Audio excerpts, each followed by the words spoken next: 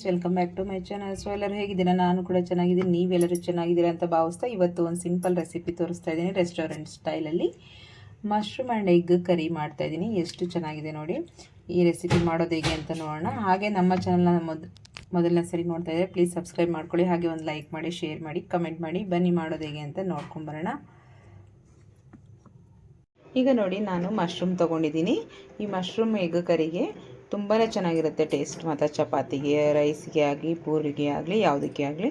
So ನೋಡಿ, ನಾನು ಇಲ್ಲಿ ಒಂದು ಪ್ಯಾಕೆಟಷ್ಟು ಮಶ್ರೂಮ್ ತೊಗೊಂಡಿದ್ದೀನಿ. ಹಾಗೆ ಒಂದು ಕ್ಯಾಪ್ಸಿಕಮ್ ಬೇಕಾಗುತ್ತೆ. ಇಲ್ಲಿ ನಾನು 4 ಎಗ್ಗನ್ನ ಬಾಯ್ಲ್ ಮಾಡ್ಕೊತಾ ಇದ್ದೀನಿ ನೋಡಿ. ಈಗ ನಾವು ಸ್ಟವ್ನ ಆನ್ ಮಾಡ್ಕೊಂಡು ಒಂದು ಪ್ಯಾನ್ ಇಟ್ಕೊಂಡು ಸ್ವಲ್ಪ ಮಸಾಲೆನ ಫ್ರೈ ಮಾಡ್ಕೋಬೇಕಾಗತ್ತೆ. ಈಗ ಸ್ಟವ್ನ ಆನ್ ಮಾಡಿಕೊಂಡು ಸ್ವಲ್ಪ ಮಸಾಲೆಗಳನ್ನ ಫ್ರೈ ಮಾಡ್ಕೊಳ್ಳೋಣ. ಈಗ ಒಂದು 3 ಪೀಸ್ ಚಕ್ಕೆ, ಹಾಗೆ ಒಂದು ಏಲಕ್ಕಿ, ಸ್ವಲ್ಪ ಕಾಳುಮೆಣಸು, ಹಾಗೆ ಸ್ವಲ್ಪ ಸೋಂಪು, ಸ್ವಲ್ಪ ಜೀರಿಗೆ, ಹಾಗೆ ಒಂದು 4-5 ಲವಂಗ. ಈಗ ಇದನ್ನು ಸ್ವಲ್ಪ ಫ್ರೈ ಮಾಡ್ಕೊಳ್ಳೋಣ.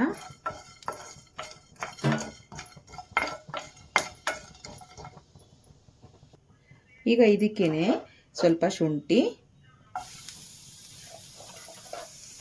ಹಾಗೆ ಸ್ವಲ್ಪ ಬೆಳ್ಳುಳ್ಳಿ, 1 ಗಡ್ಡೆಯಷ್ಟು, ಹಾಗೆ ಸ್ವಲ್ಪ ಗೋಡಂಬಿ, ಹಾಗೆ 1-2 ಗಡ್ಡೆಯಷ್ಟು ಈರುಳ್ಳಿ. ಈಗ ಇದನ್ನು ಫ್ರೈ ಮಾಡ್ಕೊಳ್ಳೋಣ. ಇದಕ್ಕೆ ಸ್ವಲ್ಪ ಆಯಿಲ್ ಕೂಡ ಸೇರಿಸ್ಕೊಂಡು ಫ್ರೈ ಮಾಡ್ಕೊಳ್ಳೋಣ. 1 ಟೇಬಲ್ ಸ್ಪೂನಷ್ಟು ಆಯಿಲ್ನ ಸೇರಿಸ್ಕೊಂಡು ನೀಟಾಗಿ ಫ್ರೈ ಮಾಡ್ಕೊತಾ ಹೋಗೋಣ. ಈಗ ಇದಕ್ಕೇನೆ 2 ಟೊಮೆಟೊ ಕಟ್ ಮಾಡ್ಕೊಂಡು ಹಾಕ್ಕೊಂಡಿದ್ದೀನಿ. ಇದು ಕೂಡ ಚೆನ್ನಾಗಿ ಫ್ರೈ ಆಗಬೇಕು.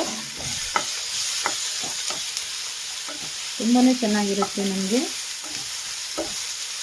ಒಂದು ರೆಸ್ಟೋರೆಂಟ್ ಸ್ಟೈಲಲ್ಲಿ ಅಷ್ಟು ಟೇಸ್ಟ್ ಕೊಡುತ್ತೆ. ಇದನ್ನು ಮಾಡ್ಕೊಂಡು ತಿನ್ನಿ ನೋಡಿ. ಸ್ವಲ್ಪ ಪುದೀನ, ಹಾಗೆ ಸ್ವಲ್ಪ ಕೊತ್ತಂಬರಿ ಸೊಪ್ಪನ್ನು ನಾನು ಆ್ಯಡ್ ಮಾಡ್ಕೊತಾ ಇದ್ದೀನಿ.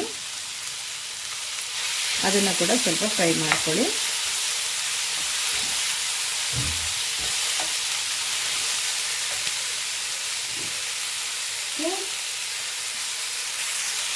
ಈ ರೀತಿ ಗ್ರೇವಿನ ಒಂದ್ಸಲಿ ಮಾಡ್ಕೊಂಡು ನೋಡಿ. ನೀವು ಪ್ರತಿ ಸರಿನೂ ಇದನ್ನೇ ಮಾಡಬೇಕು ಅನಿಸುತ್ತೆ. ಯಾವುದಾದ್ರೂ ಚಪಾತಿ, ಪೂರಿ, ಮನೆಗೆ ಗೆಸ್ಟ್ ಬಂದಾಗ ಏನಾದರೂ ಒಳ್ಳೆಯ ಒಂದು ರೆಸಿಪಿ ಮಾಡಬೇಕು ಅಂದರೆ ಈ ರೀತಿ ಮಾಡ್ಕೋಬೋದು. ತುಂಬಾ ಚೆನ್ನಾಗಿರುತ್ತೆ. ನಿಮಗೆ ಟೇಸ್ಟ್ ಮಾತ್ರ ಸಖತ್ತಾಗಿರುತ್ತೆ ನೋಡಿ. ಈ ರೀತಿ ಎಲ್ಲದನ್ನು ಚೆನ್ನಾಗಿ ಫ್ರೈ ಮಾಡ್ಕೋಬೇಕು. ಇನ್ನೊಂದು ಸ್ವಲ್ಪ ಬಿಟ್ಟು ಆಮೇಲೆ ನಂತರ ನಾವು ಸ್ಟವ್ನ ಆಫ್ ಮಾಡ್ಕೊಳ್ಳೋಣ. ಇನ್ನೊಂದು ಸ್ವಲ್ಪ ಟೊಮೆಟೊ ಸಾಫ್ಟ್ ಆಗಲಿ. ಈಗ ಇದು ರೆಡಿ ಆಗಿದೆ. ಇದನ್ನು ಆಫ್ ಮಾಡಿಕೊಂಡು ಒಂದು ಪ್ಲೇಟಲ್ಲಿ ತೆಕ್ಕೊಳ್ಳೋಣ. ಇದರಲ್ಲೇ ಬಿಡೋದ್ರಿಂದ ಬೇಗ ತಣ್ಣಗಾಗೋದಿಲ್ಲ. ಸೊ ಇದನ್ನು ಮಿಕ್ಸಿ ಮಾಡ್ಕೋಬೇಕು ನಾವು. ಇದನ್ನು ಒಂದು ಪ್ಲೇಟ್ಗೆ ತೆಕ್ಕೊಂಡ್ಬಿಡೋಣ.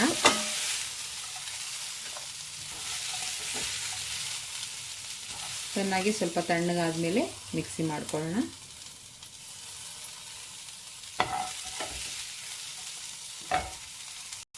ಈಗೆಲ್ಲದನ್ನು ಪ್ಲೇಟ್ಗೆ ಹಾಕ್ಕೊಂಡಿದ್ದೀನಿ. ಸೊ ಇದು ಸ್ವಲ್ಪ ತಣ್ಣಗಾಗಲಿ.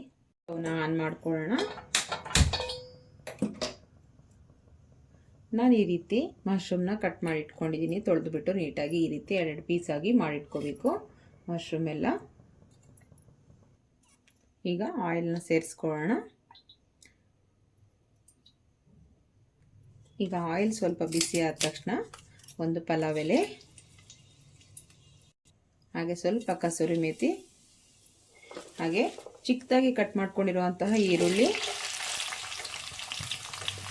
ಒಂದು ದೊಡ್ಡ ಸೈಜಲ್ಲಿ ಒಂದು ಈರುಳ್ಳಿ ತೊಗೊಂಡಿದ್ದೀನಿ. ಇಲ್ಲ ಚಿಕ್ಕದಿದ್ರೆ 1-2-3 ಹಾಕ್ಕೊಳ್ಳಿ. ಈಗ ಮಿಕ್ಸ್ ಮಾಡ್ಕೊಳ್ಳೋಣ ಚೆನ್ನಾಗಿ. ಸ್ವಲ್ಪ ನಮಗೆ ಆನಿಯನ್ಸ್ ಎಲ್ಲ ಸ್ವಲ್ಪ ಕಲರ್ ಚೇಂಜ್ ಆಗಬೇಕು, ಅಲ್ಲಿವರೆಗೂ ಸ್ವಲ್ಪ ಫ್ರೈ ಮಾಡ್ಕೊಳ್ಳಿ.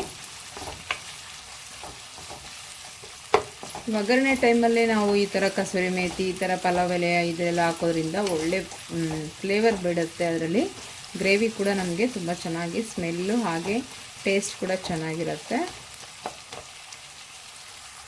ಹಾಗೆ ಇಲ್ಲೊಂದು 4 ಹಸಿಮೆಣಸಿನ್ಕಾಯಿ ಸೇರಿಸ್ತಾ ಇದ್ದೀನಿ.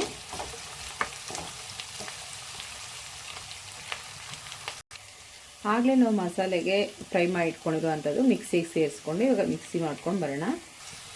ಈಗ ನೋಡ್ತಾ ಇರ್ಬೋದು ನಮಗೆ ಸ್ವಲ್ಪ ಗೋಲ್ಡನ್ ಕಲರ್ ಬಂದಿದೆ ಆನಿಯನ್ಸ್. ಈ ಟೈಮಲ್ಲಿ ನಾವು ಕಟ್ ಮಾಡಿ ಇಟ್ಕೊಂಡಿರುವಂಥ ಮಶ್ರೂಮ್ನ ಸೇರಿಸ್ಕೊಳ್ಳೋಣ. ಹಾಗೆ ಕ್ಯಾಪ್ಸಿಕಮ್ ಇದನ್ನು ಕೂಡ ಸೇರಿಸ್ಕೊಳ್ಳೋಣ. ಈಗ ಮಿಕ್ಸ್ ಮಾಡ್ಕೊಳ್ಳೋಣ. ಇದು ಸ್ವಲ್ಪ ನಮಗೆ ಆಯಿಲಲ್ಲಿ ಸ್ವಲ್ಪ ಫ್ರೈ ಆಗಬೇಕು, ಸ್ವಲ್ಪ ಬಾಡಬೇಕಾಗುತ್ತೆ. ಆಯಿಲಲ್ಲೇ ಸ್ವಲ್ಪ ಫ್ರೈ ಆಗಲಿ.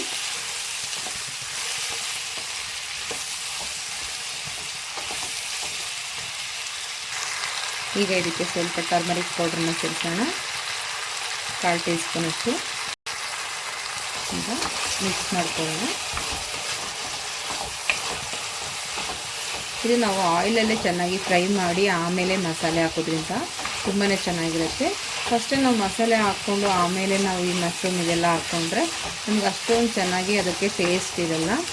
ಸೊ ಮಶ್ರೂಮು, ಈ ಕ್ಯಾಪ್ಸಿಕಮ್ಮು ನಾವು ಏನೇ ಒಂದು ಅದರಲ್ಲಿ ವೆಜಿಟೇಬಲ್ಸ್ ಸೇರಿಸ್ಕೊಂಡು ಕೂಡ ಸ್ವಲ್ಪ ಆಯಿಲಲ್ಲಿ ಫ್ರೈ ಆಗೋದಕ್ಕೆ ಬಿಡಬೇಕು. ಆವಾಗಲೇ ಆ ಕರಿ ಆಗಲಿ ಗ್ರೇವಿ ಯಾವುದೇ ಒಂದು ಮಾಡ್ತಾ ಇರ್ತೀವಲ್ಲ ರೆಸಿಪಿ, ಸೊ ಅದೆಲ್ಲ ಅಷ್ಟು ಚೆನ್ನಾಗಿ ಟೇಸ್ಟನ್ನು ಕೊಡುತ್ತೆ. ಸೊ ಕರಿ ರೆಸಿಪಿ, ಗ್ರೇವಿ ರೆಸಿಪಿ ಏನಾದರೂ ನೀವು ಮಾಡುವಾಗ ಮನೆಗಳಲ್ಲಿ ಸೊ ಆ ಥರ ಮೆಥಡ್ನ ಯೂಸ್ ಮಾಡ್ಕೊಳ್ಳಿ, ತುಂಬಾ ಚೆನ್ನಾಗಿ ಬರುತ್ತೆ. ನೋಡಿ ಆಯಿಲಲ್ಲಿ ಫ್ರೈ ಆದಾಗ ನಮಗೆ ಅದು ಒಂದು ರೀತಿ ಚೆನ್ನಾಗಿ ಟೇಸ್ಟನ್ನು ಕೊಡುತ್ತೆ. ನೋಡಿ ಇದು ಸಾಫ್ಟ್ ಆಗುತ್ತೆ ಆಯಿಲಲ್ಲಿ ನೀಟಾಗಿ. ಹಾಗಾಗಿ ಈಗ ಇದಕ್ಕೇ 1 ಟೇಬಲ್ ಸ್ಪೂನು ನಾನು ರೆಡ್ ಚಿಲ್ಲಿ ಪೌಡ್ರನ್ನ ಸೇರಿಸ್ತಾ ಇದ್ದೀನಿ. ಈಗ ಇದನ್ನು ಕೂಡ ಚೆನ್ನಾಗಿ ಮಿಕ್ಸ್ ಮಾಡ್ಕೊಳ್ಳೋಣ.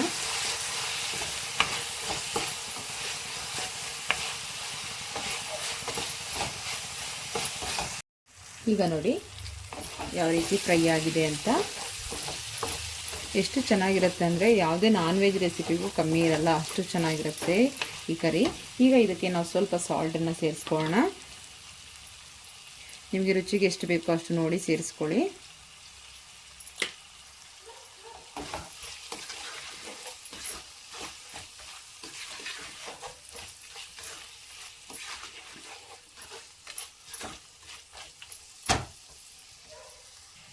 ಈಗ ಮಸಾಲೆ ರುಬ್ಕೊಂಡಿದ್ದೀನಿ ನೋಡಿ, ಇದನ್ನು ಸೇರಿಸ್ಕೊಳ್ಳೋಣ.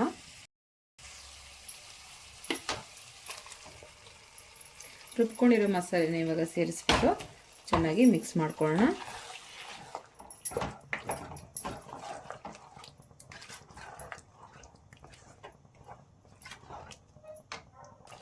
ಹಾಗೆಯೇ ಸ್ವಲ್ಪ ಮಿಕ್ಸಿ ತೊಳೆದಿದ್ದ ನೀರು ಕೂಡ ಸೇರಿಸ್ಕೊಳ್ಳೋಣ. ನಿಮಗೆ ನೋಡಿಕೊಂಡು ಈ ಟೈಮಲ್ಲಿ ನೀವು ನೀರನ್ನು ಸೇರಿಸ್ಕೋಬೇಕಾಗುತ್ತೆ. ಕರಿ ಎಷ್ಟು ಬೇಕಾಗ ನೋಡಿಕೊಂಡು, ಕ್ವಾಂಟಿಟಿ ನೋಡಿಕೊಂಡು, ಹಾಗೆ ನಿಮಗೆ ಕನ್ಸಿಸ್ಟೆನ್ಸಿ ನೋಡಿಕೊಂಡು ನೀವು ನೀರನ್ನು ಸೇರಿಸ್ಕೋಬೇಕಾಗತ್ತೆ. ಸ್ವಲ್ಪ ಗಟ್ಟಿ ಬೇಕು ಅಂದರೆ ಸ್ವಲ್ಪ ಕಮ್ಮಿ ನೀರನ್ನು ಹಾಕೋಬೇಕು, ಇಲ್ಲಾಂದರೆ ಸ್ವಲ್ಪ ಜಾಸ್ತಿ ಬೇಕು ಅನ್ನೋಂಗಿದ್ರೆ ಜಾಸ್ತಿ ತಗೋಬೋದು ನೀವು. ಈಗ ಸ್ವಲ್ಪ ಗರಂ ಮಸಾಲ ಸೇರಿಸೋಣ, ಒಂದು ಅರ್ಧ ಟೇಬಲ್ ಸ್ಪೂನ್ ಗರಂ ಮಸಾಲ. ಹಾಗೆ ಒಂದು ಸ್ವಲ್ಪ ಧನಿಯಾ ಪೌಡರ್, 1 ಟೇಬಲ್ ಸ್ಪೂನ್ ಅಷ್ಟಿದೆ ಧನಿಯಾ ಪೌಡರು. ಇವಾಗ ಮಿಕ್ಸ್ ಮಾಡ್ಕೊಳ್ಳೋಣ. ಈಗ ಪ್ಲೇಟ್ನ ಕ್ಲೋಸ್ ಮಾಡಿ ಒಂದು 5 ನಿಮಿಷ ಕುದಿಸ್ಕೊಳ್ಳೋಣ. ಎಗ್ನ ಈ ರೀತಿ ರೌಂಡಾಗಿ ಕಟ್ ಮಾಡ್ಕೊಂಡು ಇಟ್ಕೊಂಡಿದ್ದೀನಿ. ಇದು ಫೈನಲ್ ಲಾಸ್ಟಲ್ಲಿ ಹಾಕ್ಕೊಂಡ್ರೆ ಸಾಕು ನಮಗೆ, ಯಾಕೆಂದರೆ ಇದನ್ನು ನಾವು ಆಲ್ರೆಡಿ ಬಾಯ್ಲ್ ಮಾಡಿ ಇಟ್ಕೊಂಡಿರೋದ್ರಿಂದ ಇದೇನು ಬೇಯೋ ಅವಶ್ಯಕತೆ ಇರಲ್ಲ. ಈಗ ಚೆನ್ನಾಗಿ ಕುದೀತಾ ಇದೆ ನೋಡಿ. ಈಗ ನಾವು ಬೇಯಿಸಿಟ್ಕೊಂಡಿರೋ ಎಗ್ಗನ್ನು ಸೇರಿಸ್ಕೊಳ್ಳೋಣ.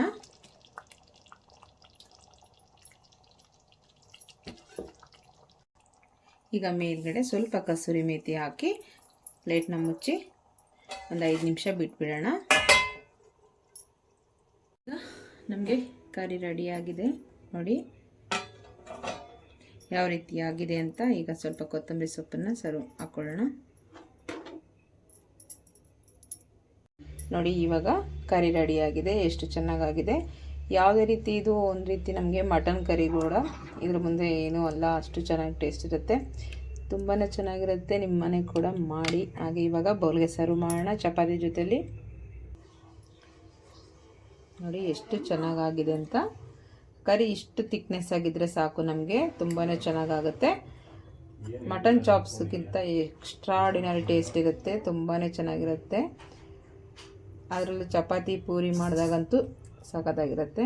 ಮಿಸ್ ಮಾಡದೆ ಟ್ರೈ ಮಾಡಿ. ನೋಡಿ, ಚಪಾತಿಯೊಂದಿಗೆ ಸರ್ವ್ ಮಾಡಿದ್ದೀನಿ. ಬ್ಯೂಟಿಫುಲ್ಲಾಗಿ ಒಂದು ಕರಿ ರೆಡಿಯಾಗಿದೆ. ಮಶ್ರೂಮ್ ಎಗ್ ಸೂಪರಾಗಿರುತ್ತೆ. ಮಿಸ್ ಮಾಡಿದೆ, ನಿಮ್ಮೆಲ್ಲೂ ಟ್ರೈ ಮಾಡ್ಕೊಳ್ಳಿ. Thank you for watching. ಮತ್ತೆ ಸಿಗೋಣ ನೆಕ್ಸ್ಟ್ ವಿಡಿಯೋದಲ್ಲಿ. ಅಲ್ಲಿವರೆಗೂ ಟೇಕ್ ಕೇರ್, ಬಾಯ್ ಬಾಯ್.